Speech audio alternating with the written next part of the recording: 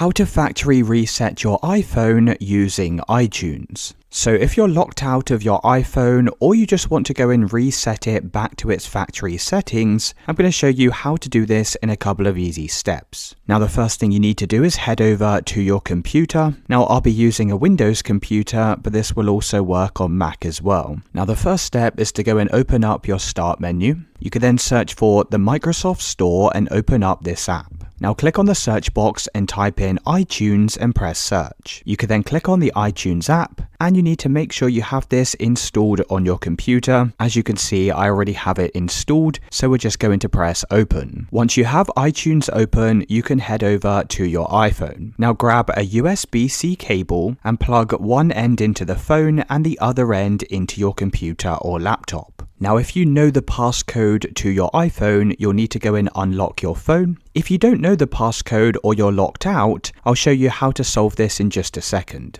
Now, on your iPhone, you may see a pop-up that says trust this computer, just click on trust. You can then enter your passcode and you'll also need to press continue on your computer as well. Now after a couple of seconds, you should see the iPhone logo in the top left hand side. Go and click on it like so. Now come back over to your phone and open up the settings. You can then click on your profile name at the top of the screen and then click on Find My. Now click on Find My iPhone and you need to make sure that this is turned off and disabled. You will need to enter your Apple password in order to go and confirm these changes. Now once that's turned off, you can come back over to your computer and you can press Restore iPhone. It's then going to ask whether you want to back up your settings. I'm just going to press Don't Back Up, but you can choose to back up your settings if you prefer. Now once you've gone through these steps, that's the first way on how to reset your iPhone. Now if your iPhone is locked or you don't know the passcode, then we can also reset the phone using iTunes as well. So what you need to do is make sure the phone is turned on like this, and make sure it's connected to a USB-C cable that goes to your computer.